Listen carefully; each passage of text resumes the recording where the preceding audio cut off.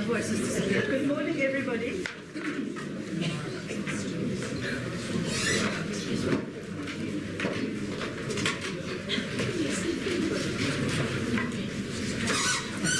Okay, it's my pleasure to introduce this morning to you Jessica Nitschke. Dr. Nitschke received her MA from the University of California, Berkeley, and her BA from the University of Chicago. She's focusing on the history and archaeology of the Near East during the Persian, Hellenistic, and Roman periods. She obtained a PhD in ancient history and Mediterranean archaeology at the University of California, Berkeley. She has the position of a visiting assistant professor in the classics department at Georgetown University. Please welcome Dr. Lynch.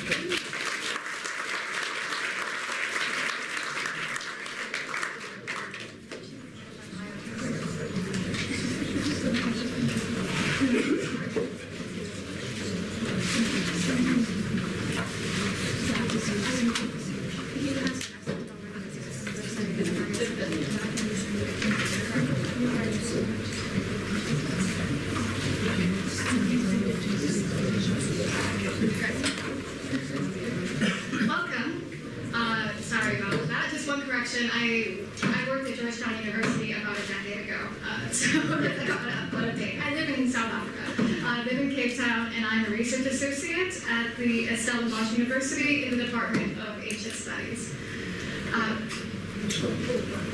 So, the Phoenicians. Who are they? That's what we're here to talk about. So, Phoenician, this is a term we use to describe a people who lived in a series of independent city-states along the eastern Mediterranean seaboard, often called the Levant, in the first millennium BC, primarily in what is today modern Lebanon, northern Israel, and coastal Syria. They spoke a common West Semitic language related to, but distinct from, Hebrew and Aramaic. From their homeland, they had trade routes reaching far and wide, initially into north towards Turkey, also into the Middle East, up and down the coast, but eventually they headed all the way west, all the way to the Straits of Gibraltar, what the ancients called the Pillars of Heracles, and beyond. These trading activities led to settlements and colonies, all happening in the early first millennium BC. The most famous, of course, of these settlements and colonies is Carthage. We'll talk a little bit more about Carthage later. The Phoenicians had a huge impact on the ancient Mediterranean in several ways. They are credited with the, invention and establishment of a number of sciences and technological achievements, including the alphabet. They established precedents in long-distance trade and commerce and colonial expansion. They're credited as the first explorers of the Atlantic seaboard, both along Europe and Africa. And Carthage became the first true metropolis of the ancient world, a cosmopolitan, rich, powerful city in the Mediterranean. This is, of course, before its eventual conflict with Rome. And as for Rome itself, Rome essentially learned warfare, especially naval warfare, from the Carthaginians. So in many respects, the Phoenicians are said to have been the founders of the ancient Mediterranean world as we know it. Yet they remain on the periphery of modern conceptions of the ancient world. Their role is marginalized in historical narratives about the ancient world, and they're just not as well known as the Greeks or the Romans, the Egyptians, the Babylonians, and all the others. But why is this? It's a sad irony that for the people who are credited for giving humanity the alphabet, that so little of their writing has actually been preserved. No Phoenician literature or archives survive. It's not that they didn't have them, they did. Multiple sources amongst Greek and Roman and Egyptian texts mention the consultation of Phoenician archives. So for example, Josephus, a Jewish historian writing in Latin, Latin writing in Greek in the 1st century AD, he talks about consulting the archives and records of the Phoenician cities in his quest to prove the antiquity of the Jewish people. So the question is, where did these go? What happened to them? Well, they were probably written on papyri, and papyri is a plant, right? So it doesn't really survive outside of very exceptionally dry climates, such as the Egyptian desert. Assyrian and Babylonian archives survive because they're written on clay, and baked clay, or at least some of them are. As for the Latin and Greek texts that we have, the reason that they have survived to this day is that they were continually copied and transmitted over the millennia. But in fact, only a fraction of Greek and Roman texts from antiquity survive today. Now, and also another factor is that Phoenician written language dies out by the end of the 1st century BC. Now, there's a lot of Greek and Latin translations or summaries that were made of literature in Phoenician, at least that we read about, but these are not among the texts that ended up being preserved or copied, so eventually they were lost as well. So the result is that we don't have a real survival of Phoenician literature in any form, even though we know that they wrote such works. It's not all doom and gloom. We do have inscriptions. We have about 10,000 inscriptions, actually, in the Phoenician language. But these are predominantly short and brief. They're often religious dedications or funerary epitaphs. They provide info such as titles, names of gods, names of people, and so on. But, for example, this inscription here this inscription from Cyprus was set up in a cemetery by a man named Amish in memory of his father Pars, who is listed as the chief of commercial agents in his town, and for his mother Shabnabal. So that's a very typical example of the type of inscriptions we get in Phoenician. And they typically don't have much in the way of historical or descriptive narrative. Therefore, to write a narrative of Phoenician history and civilization, we have to turn to the testimony of others. And Phoenicians do pop up in the surviving written sources of the ancient world all over the place. This includes a wide variety of texts of the Greeks, the Romans, including historians, poets, philosophers. They also show up in the Old and New Testament quite a lot, and also in Assyrian and Babylonian and Egyptian records. And all of these texts together provide information about the character and nature of the Phoenicians, and some details about their political history, but it's not nearly enough. The sources are useful, but they reflect an outside perspective. And in the case of the literary tales of the Greeks and the Romans and the Old Testament authors, the Phoenician presence, it might reflect a historical reality, but it's ultimately about serving the needs of that narrative. So we have to use these sources with some caution. It's for this reason that the Phoenicians are both familiar and elusive. We aren't able to clearly see the Mediterranean world from their perspective the same way we can through the eyes of the Greeks or the Romans. Now, there is one other source of evidence, and that, of course, is art and archaeological material. And there's been a lot of work and a lot of study on this material in recent decades, and it helps to fill in the gaps to a certain extent. But today we're going to consider what the literary sources have to say about the Phoenicians, as it is these impressions, those of Homer, of the Israelites, and so on, that have largely shaped modern perceptions of the Phoenicians. And then tomorrow, we'll focus more on actual art and artifacts and building remains. But let's go back to the name itself. So as I said, Phoenicia and Phoenician is a label. It's a geographic, a linguistic, and an ethnic label used in both antiquity and today. Where does this term come from? Well, it's Greek. It's simply an English transliteration of the Greek phoinikios or phoinikioi for the plural. The term phoinikioi first appears unequivocally in the work of Homer. As for its meaning, or the etymology, this is debated. Some think it derives from the Greek word phoinos, meaning red, and thus is a reference to the famous dyed cloth for which the Phoenicians were well known. We'll look at that a little bit tomorrow. Others have suggested that the Greek word is actually a transliteration of an Egyptian word fenku, meaning woodcutters or carpenters. It's a word that the Egyptian text used to refer to a people from the Syria region.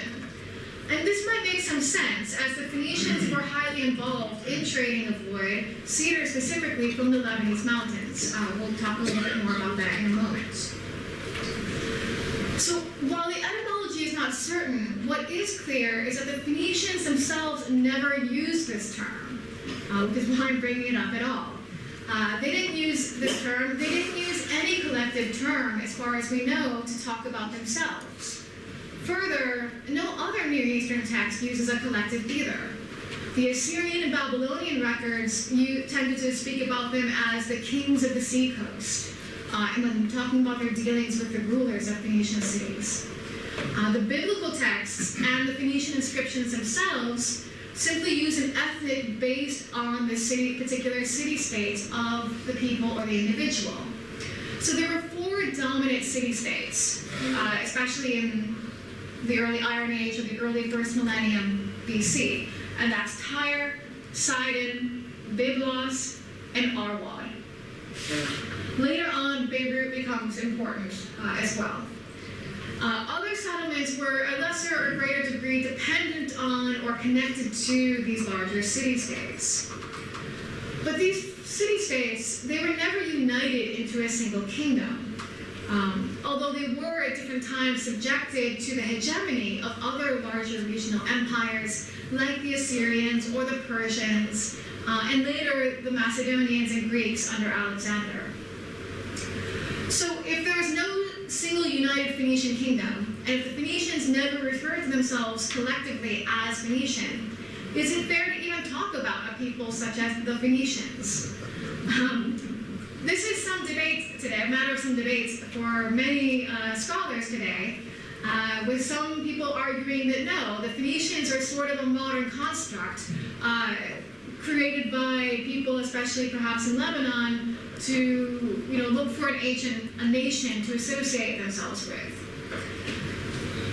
However, there are several cultural commonalities across all of these city-states. First of all, the language is clearly common. There's little differences in dialect, but it's basically a single language. There's religious commonalities. There are cultural commonalities in terms of their commercial and mercantile economies and way of life. So we keep using the term Phoenician, but we recognize that the people that we're talking about are not necessarily unified, or often at odds with each other, and probably had differences that, in our remoteness, we just can't entirely see. But it's still a pretty convenient term for us to use. Another term, though, I should mention is Punic. So if you've ever read about Carthage and Rome at all, you've probably come across this term. What's the difference between Punic and Phoenician? Well, not very much, actually. Punic in English simply comes from the Latin poinus, plural pointing. And that word in Latin is simply a translation of the Greek phoenicioi. So it's simply how you say Phoenician in Latin, in other words. Now, sometimes scholars use Punic to refer to the Western Phoenicians, because those are the ones that the Romans encountered the most, and then use Phoenician to refer to Eastern Phoenicians. But in Greek and Latin texts, the terms are used interchangeably. So Latin authors use Koine to talk about all Phoenicians across the Mediterranean. And Greek authors use Phoenicioi to talk about Phoenician speakers all over the Mediterranean. So in terms of actual meaning, they mean the same thing. It's just the modern usage differs a little bit. However, I'm going to mostly use Phoenician because I think it's simpler. So, let's look now at the actual text and what people say about these Phoenicians. More than any other ancient civilization, Phoenicians have been associated closely with seafaring ability and associated activities, right? So, exploring, foundations, commerce. Homer refers to Phoenicians as famed for their ships, and they're consistently associated with seafaring in Homeric texts. Solomon of Israel made a commission to the king Hiram of Tyre to construct a fleet for him on the Red Sea and sail down the east coast of Africa, looking for the legendary wealthy land of Ophir. And this isn't just a short-lived characteristic. It's many centuries later, the Phoenicians are still considered the best when it comes to seafaring. So I put up here a quotation from the 2nd century historian Polybius, who wrote about Roman history, the wars with Carthage, and a whole bunch of other stuff. And he points out, when he's doing a comparison of the Carthaginian government and Roman government, he points out that the Carthaginians are naturally superior at sea, he says, because seamanship has long been their national craft, and they busy themselves with it more than anyone else. So more than anything else, Phoenicians are regarded as people of the sea. Now, why is that? How did that come to be? Well, the Phoenician homeland, mostly coastal Lebanon, a little bit of Syria and northern Israel, is very poor in natural resources. One thing they have is wood, very nice wood, cedars. And multiple sources agree that the Phoenicia and the Phoenicians were a good source of high-quality building wood. So several sources in the Iron Age attest to the association of Phoenicians with the timber trade. There's a famous passage in the first book of Kings about how Solomon commissions the Phoenicians to help build a new temple. Right, very well-known passage. In addition, we know the Assyrians often came to this region looking for wood and getting wood from the Phoenicians. And on the left there is a relief from a temple in Khorsabad, one of the Assyrian capitals in modern-day Iraq, showing the transportation of cedars. Even Nebuchadnezzar describes the transportation of cedar logs in an inscription that he left in a valley in Lebanon. And the tale of Wenamun from ancient Egypt. The whole backdrop of that story is that Wenamun is sent by the Egyptian pharaoh to go get cedar from Lebanon. So wood was the principal natural resource that the Phoenicians had that they could trade for raw material and other goods. But another characteristic of the Phoenician homeland is the topography. The coastline, this part of the coast, features a heavily mountainous terrain. The Lebanese mountains, their average elevation is around 2,500 meters, and sometimes getting even, I think the highest peak is over 3,300 meters. But they're very close to the sea. The coastal plain ranges in width between 1.5 to 6.5 kilometers in width. That's not very wide. And so there's places where the mountains come right down to the coast, creating promontories and reefs up and down the coast, which create natural harbors.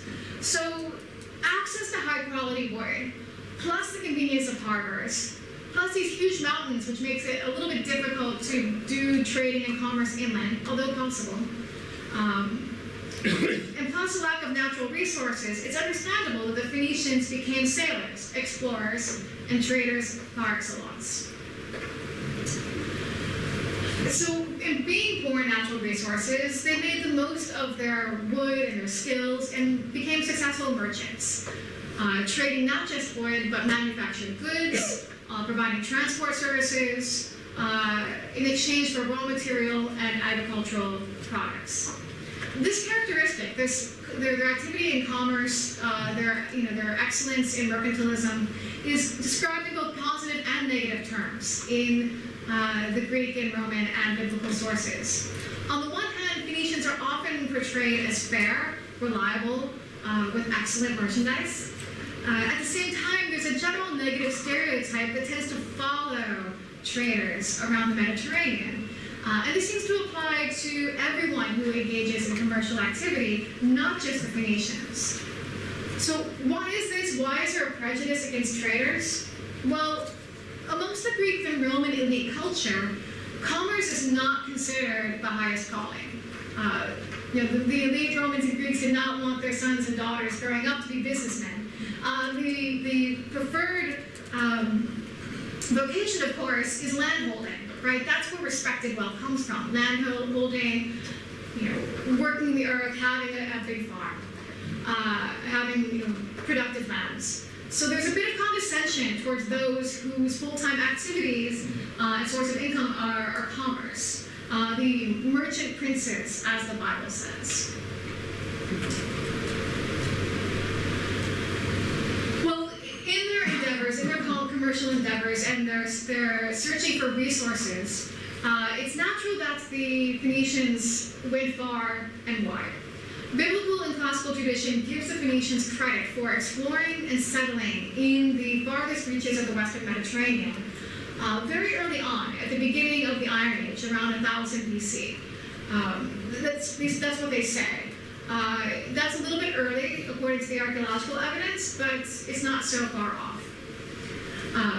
And so we see it in multiple different sources, both early ones and later ones. I put these two up here: Strabo, who is a geographer, Velleius Paterculus, a Roman historian, to show that even in the time of the Roman imperial period, many centuries later, there was still this legacy, this story that was Phoenicians who first colonized the West, colonized Spain, North Africa, and so on. And in the Bible as well, there's a place that's mentioned 19 times, Tarshish. And according to the authors of the Old Testament, Tarshish was the source of much of Phoenician wealth. Solomon allegedly sent Phoenician ships there on his behalf. The story of Jonah, right, begins with him on the deck of a Phoenician ship destined for Tarshish. Tarshish also appears in Akkadian inscriptions of the Assyrians, and on some Phoenician inscriptions as well. The thing is, we're not exactly sure where it is. There's been a lot of debate about that too. The kind of growing consensus is that it is to be understood as classical Tartessos in Spain, but others have argued that it's in Sardinia or some other place. We don't know for sure, but it's again just another one of these mysteries that Phoenicians have presented us with. So, where exactly did they go, and how precisely did they do it? They tended to skip a lot of the Eastern Mediterranean. Although they traded in Greece and they traded with Egypt, they didn't settle here. It's not entirely sure why, but it probably has something to do with either the lack of good harbors on the North African coast, but also the willingness and friendliness of the peoples living there. Instead, they headed farther west, and it's where they really set up all their settlements in the western half of the Mediterranean. And they tended to do it in places that had particular features. Peninsulas, coastal promontories with good natural anchorage and sheltered bays, places that were easy to defend, but that also had good natural access routes to the interior. Because they were looking for natural resources, but they were also interacting with the people who were already there and trading with them. And these places were rich in metals, especially Spain, silver, tin, gold. At the same time, certain places were strategic. So if you look at Tunisia and Sicily, it's only about 90 kilometers or so that, 90 kilometers or 90 miles. Either way, it's a small distance between Sicily and Tunisia.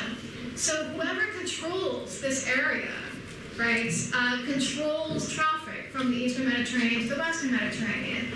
So it's no surprise then that the foundation of Carthage grows to be the largest in terms of population and largest in terms of economy of all the settlements in the West.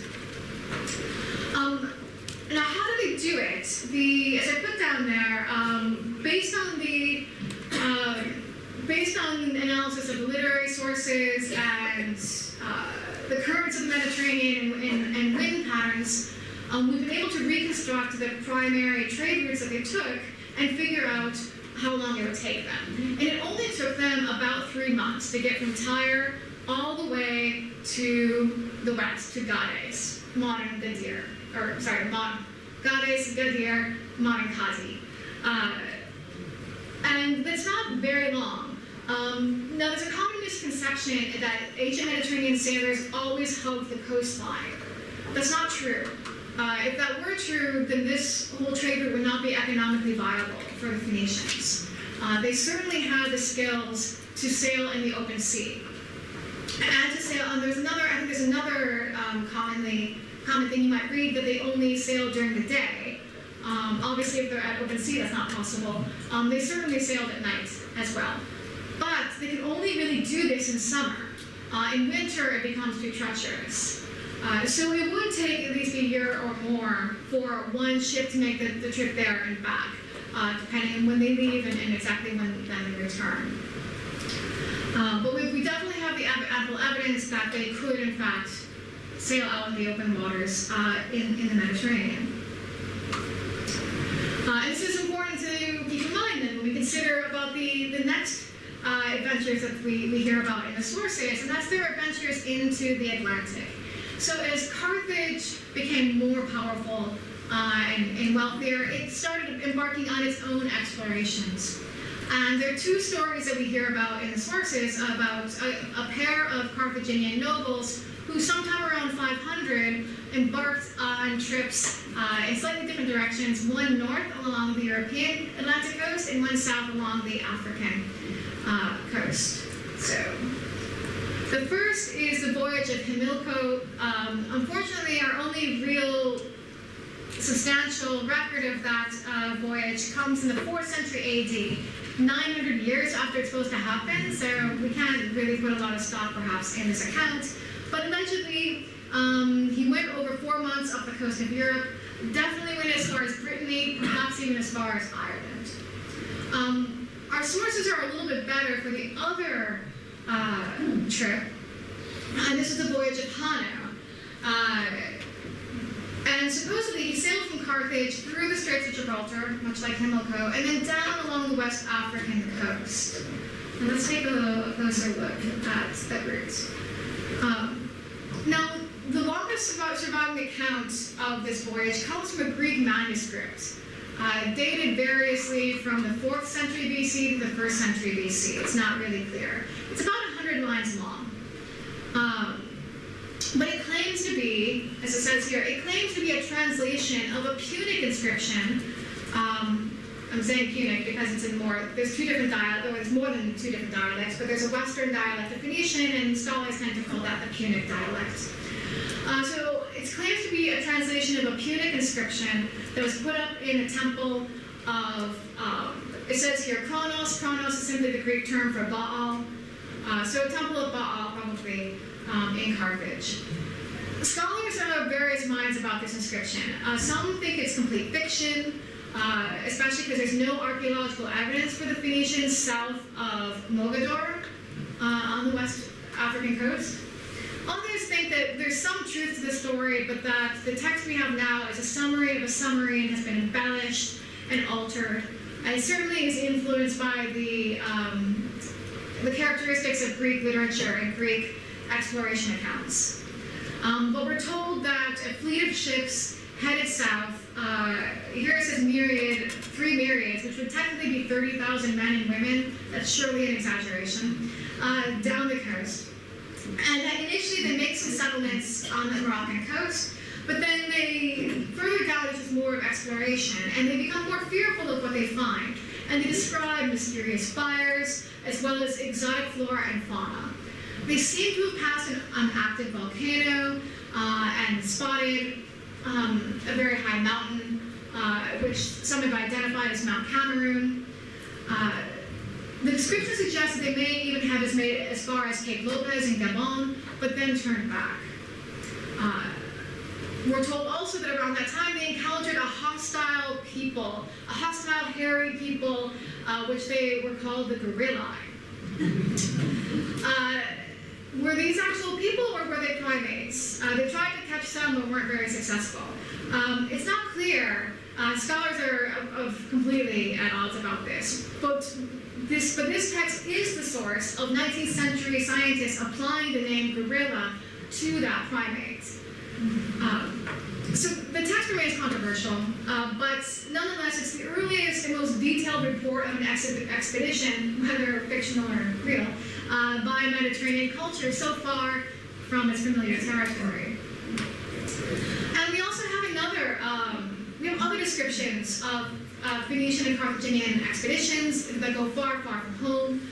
And the most famous one is in the historian Herodotus, when he's talking about the Egyptian king Necho, and he describes how he sent the Phoenicians to sail around the whole of Libya, Libya being what they called Africa.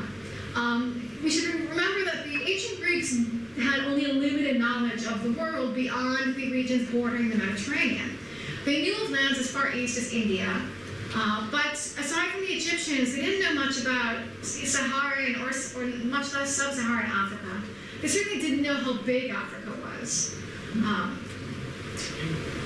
And I just also point out that intellectuals in the 5th century thought that the Atlantic Ocean was basically a huge river that encircled the whole Earth. So that's what's going on in that drawing there.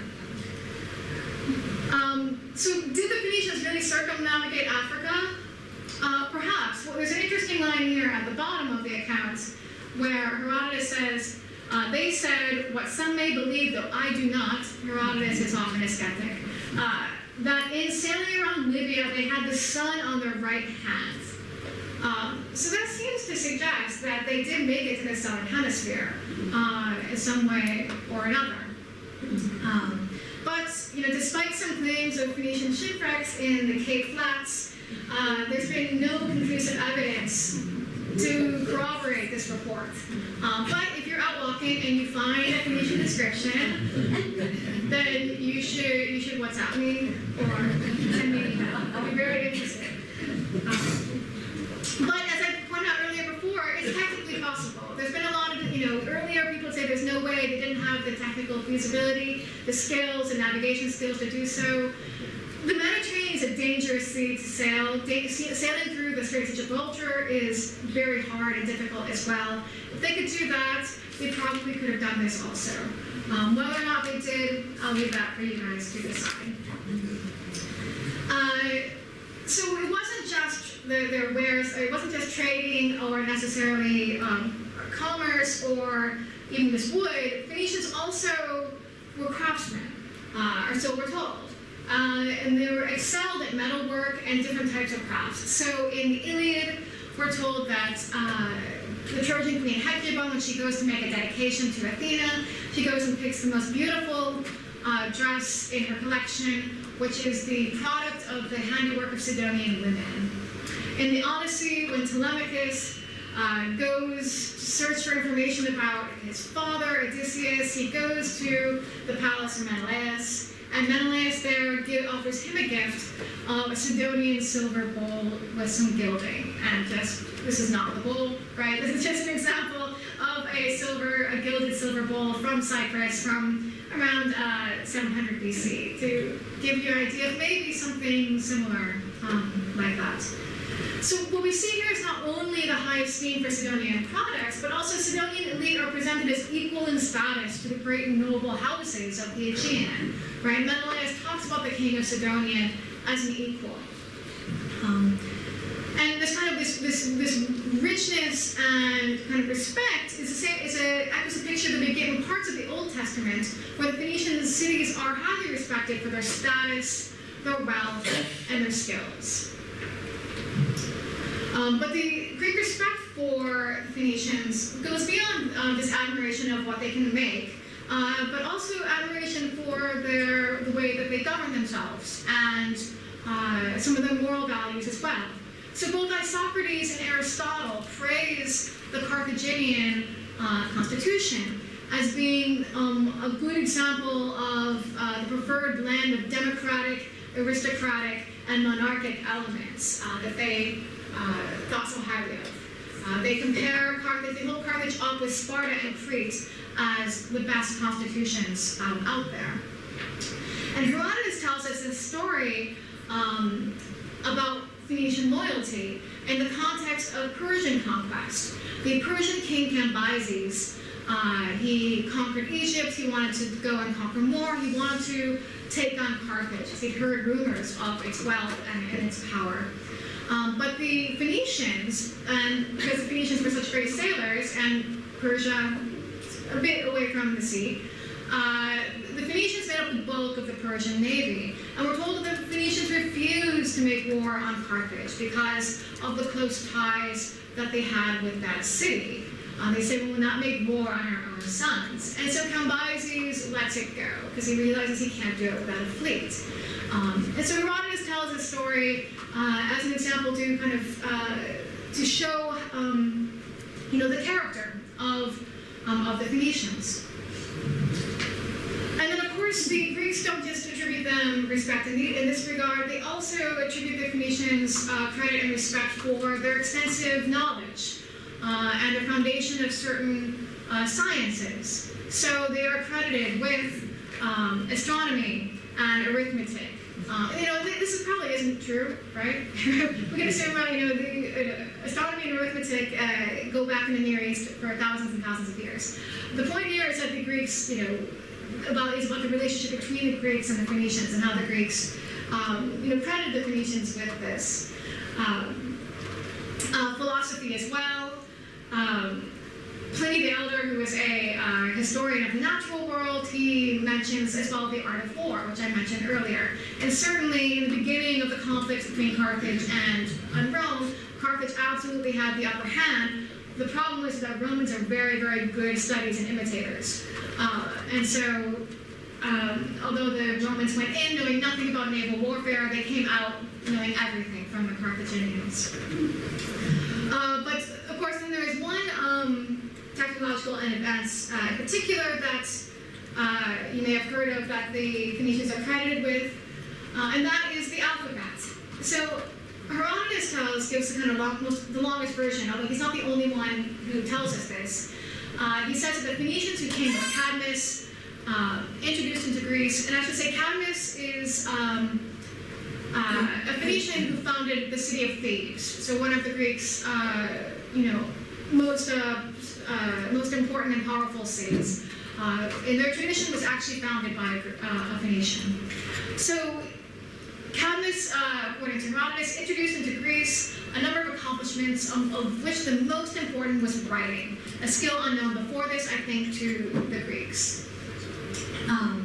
Now, archaeological research and linguistic research has established that the Phoenicians were not the inventors of the alphabet, I'm very sorry to say. Rather, currently scholarly consensus suggests that alphabet writing emerged in the Sinai or even perhaps Egypt proper sometime in the Middle Bronze Age in the second millennium BC. From there it moved during the Middle and Late Bronze Age period to the Canaanite city-states in the southern Levant, and from there to the Lebanese coast.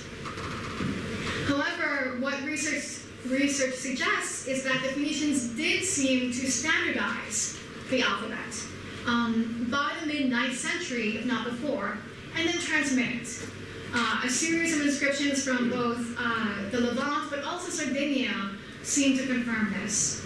And this alphabet had 22 letters, or to use the linguistic term, 22 graphemes, which corresponded to the 22 consonantal phonemes of the Phoenician language, because they didn't write down the vowels.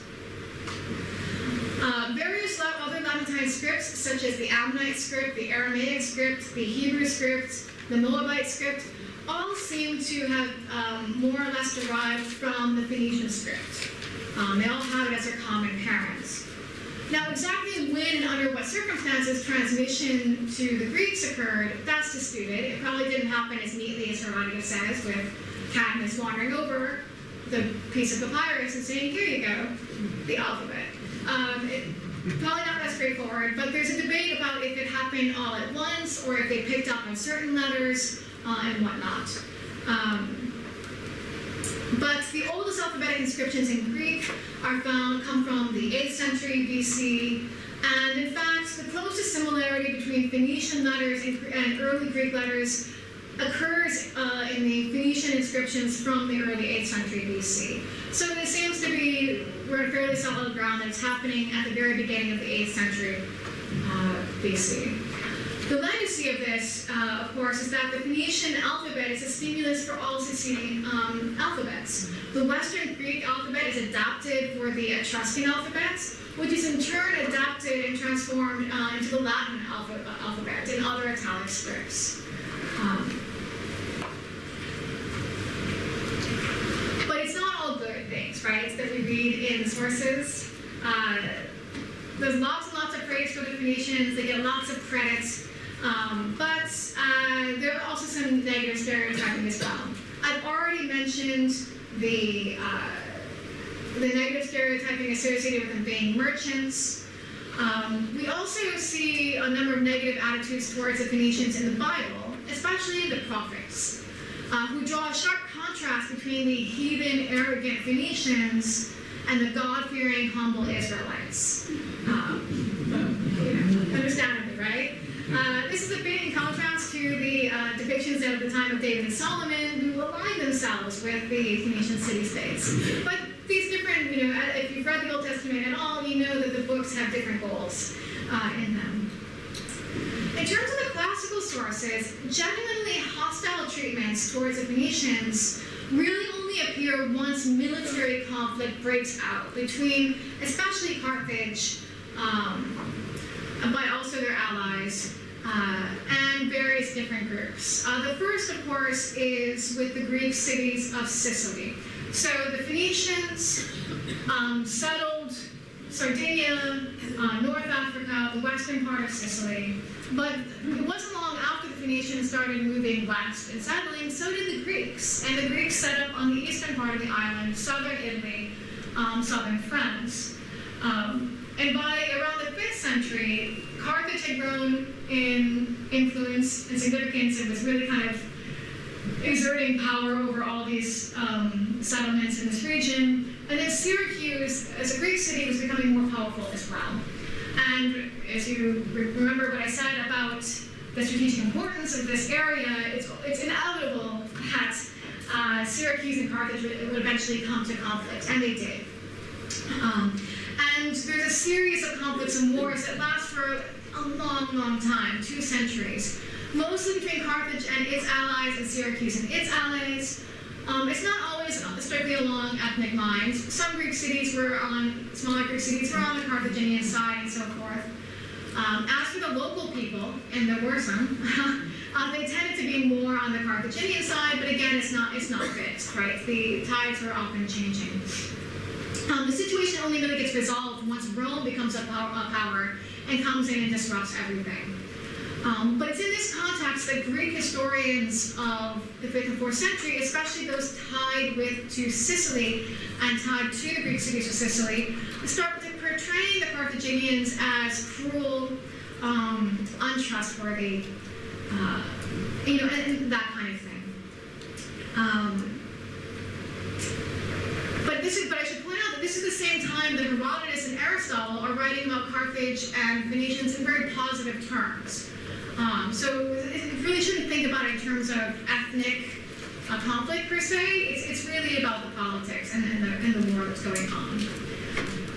And then, of course, then you have the rise of Rome and the Punic Wars. And that's when you start to see, again, another kind of wave of negative feelings towards the Carthaginians emerge. Not so much during the time of the Punic Wars themselves, but a bit later, actually.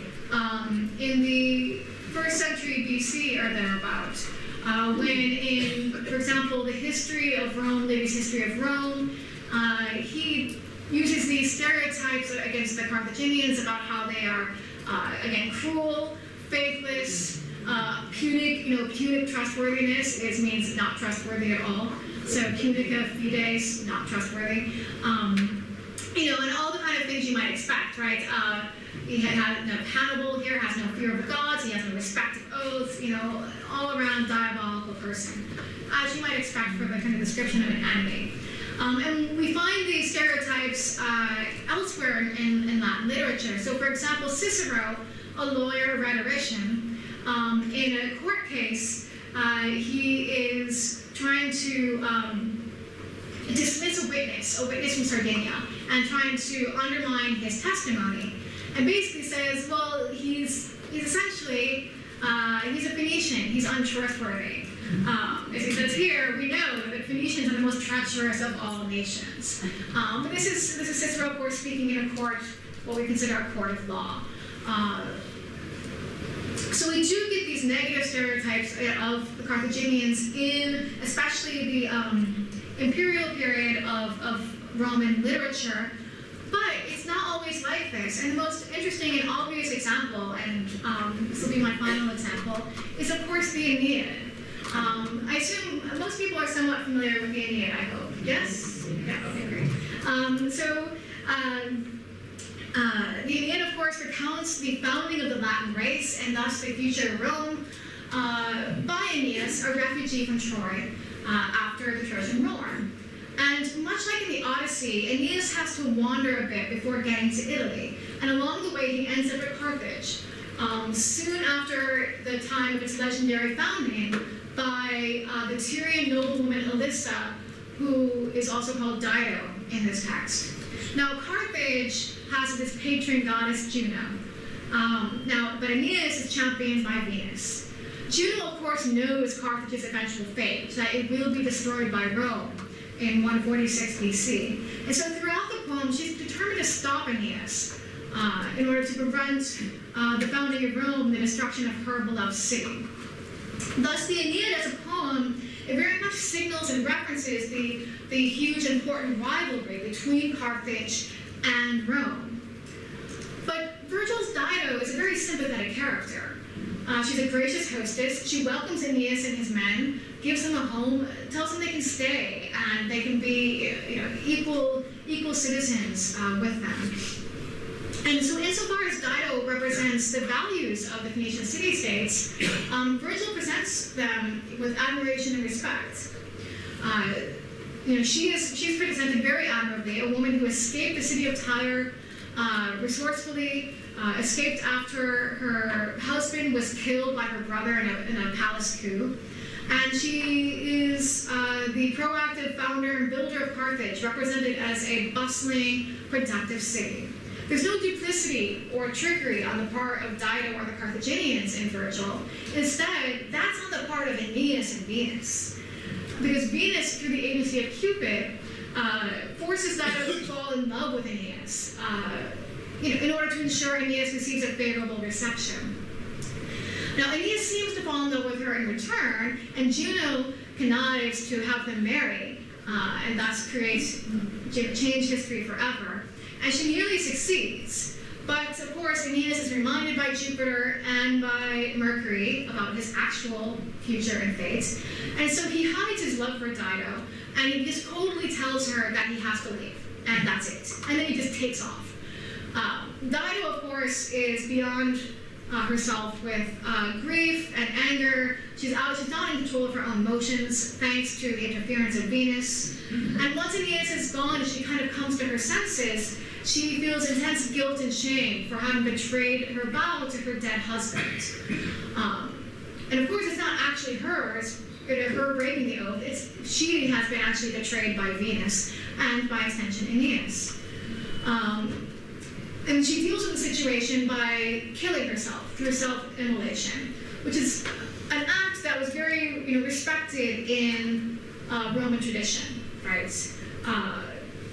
When the shame is too much to take your own life in order to deal with this, it was an honorable way to go for the Romans. So what Virgil has done is he subverted the stereotype of the faithless, treacherous, tricky Phoenician, this stereotype that's entered Roman imagination, in order to make a commentary on Rome's own rise to power, and sometimes shameful and duplicitous acts that it's taken in order to get to the position it has. So in sum, in our various literary sources, we have a lot of positive characteristics of the Phoenicians, which seem to have some bearing in reality as far as we can tell. Close association with the sea, with trade. They're responsible for, if they didn't invent astronomy or arithmetic or any of these things, they certainly excelled at them. Great wealth and status, and generally enjoyed respect. There's of course negative stereotyping as well, and I'm not going to say whether it's deserved or not, but it certainly reflects a legitimate perspective of those on the outside. And what these sources tell us is how omnipresent the Phoenicians were, and the central role that they played in the Mediterranean in the lives of all its people, and how the Greeks and the Romans saw the Phoenicians as interwoven into their own history. Now, the portraits we've seen so far, they're literary constructs for sure, but they're not complete fabrications. But what we'll do tomorrow then is we'll try to round out the picture some more through a focus on artistic and archaeological material. Until then, I will happily take questions at this point. Thank you.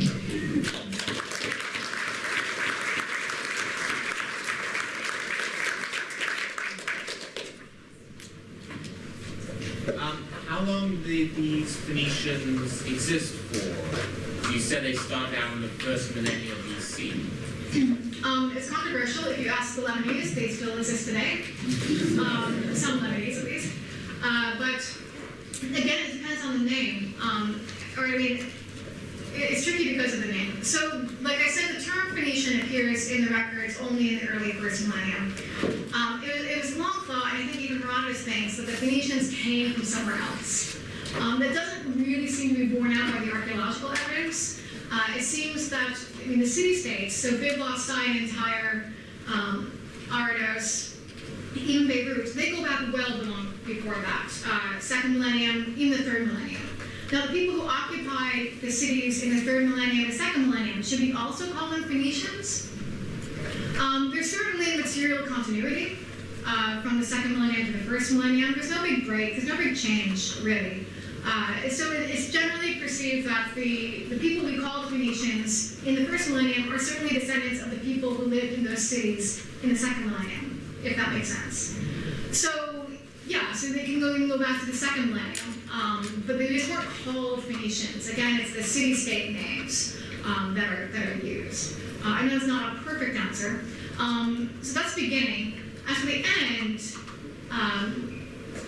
they continue on for, of course, a long time, but as the Mediterranean becomes more interconnected in following Alexander the Great's conquest and following the Roman Empire, during the Roman Empire, people are moving a lot.